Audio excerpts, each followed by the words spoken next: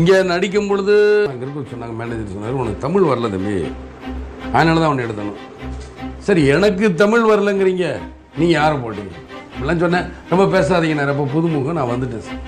அதுக்கப்புறம் ஒரு பிடிவாத குணத்தில் இங்கே இருந்து எப்படியாவது சாதிக்கணும், இதை விடக்கூடாது, சினிமா என்னன்னு பார்க்கணும். அப்போ எல்லாரும் பார்த்தா என்னை வந்து துச்சமாக தூக்கிடுவாங்க. அதான் கருப்பாக எதுக்காக நீ வர, கருப்பாக இருக்க ஏற்கனவே ஒரு ஆள் இருக்கார், இப்படி எல்லாருமே பேசுவாங்க.